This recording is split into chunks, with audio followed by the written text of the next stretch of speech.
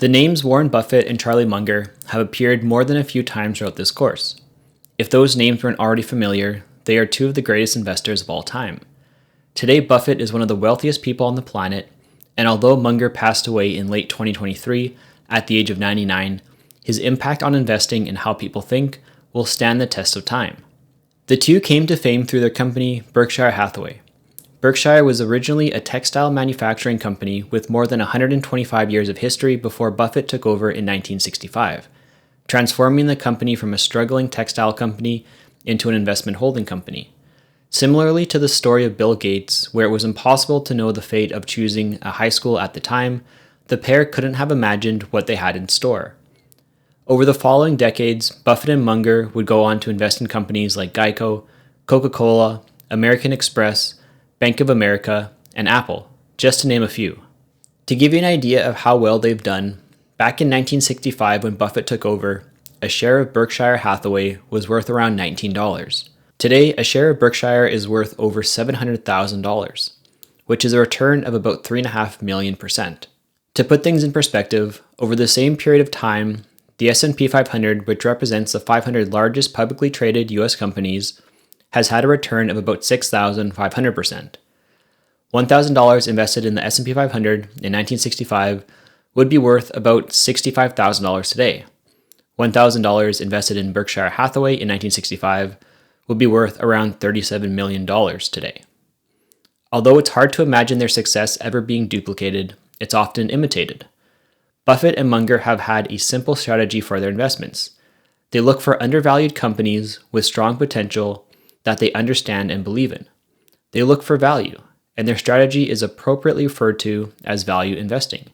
It requires patience, long time horizons, and good judgment. In an ideal world, you would buy and hold an investment for decades and decades, if not your entire life. And that's exactly what they've done. During a conversation, Amazon CEO Jeff Bezos asked, "Your investment approach is simple, you're one of the richest men in the world, and it's straightforward. Why don't others just copy you?" Buffett replied, "Because nobody wants to get rich slowly." Knowing how well Berkshire has done, it makes it easy to wish you could go back in time and somehow convince your parents or grandparents to invest as soon as they could have. But this lesson is about someone who did invest at the right time and unfortunately did it all wrong. Guerin was a professional investor who ran his own fund. Although he was never officially a part of Berkshire Hathaway, he worked with Buffett and Munger on many acquisitions, and is widely referred to as a third Berkshire partner. Guerin's fund experienced incredible success, with multiple years of triple-digit annual returns near the end of the 1960s. Maybe this success led to an overconfidence or a feeling of being unstoppable, but whatever the reason, Guerin ended up using margin loans in the early 1970s. Margin loans let you borrow additional funds using your current investments as collateral. If you're right and your investments increase in value, it can be a way to grow your gains by using money that you didn't have to already have, with the cost being the interest you have to pay while borrowing the funds. But if you're wrong and your investments decrease in value, it can create incredible risk.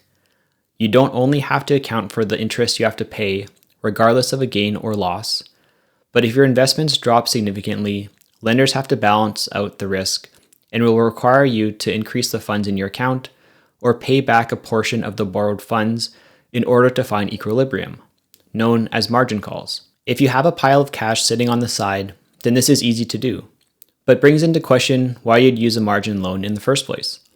But if you don't, which is often the case, you likely have to sell your depreciated investments, locking in a loss just to maintain the account. This doesn't guarantee your investments will increase, by the way. It just allows you to continue playing the game.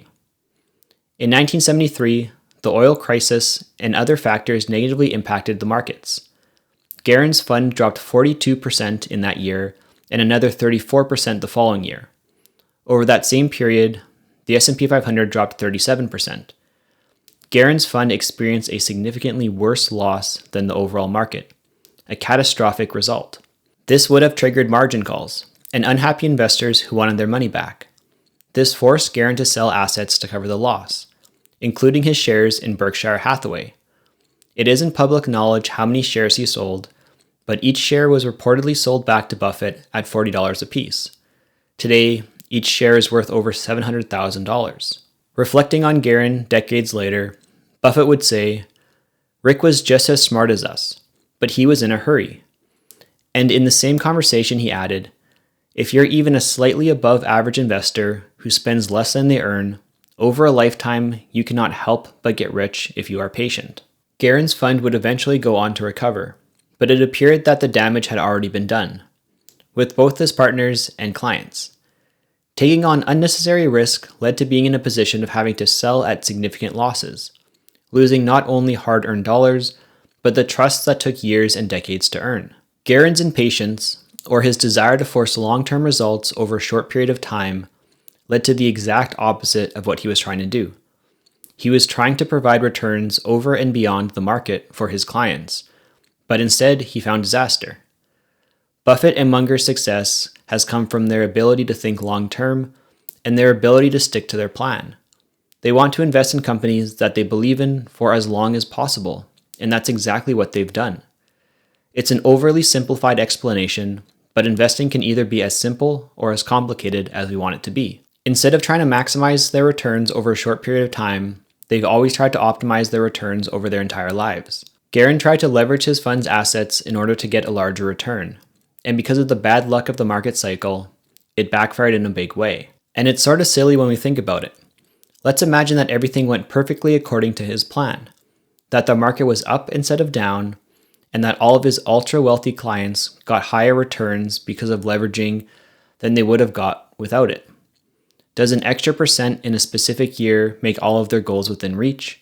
Does it improve their quality of life to a new height? Or does it make everything better in every way? The answer to all is probably not. If everything had gone according to his plan, the only thing that changes is the return on their statement.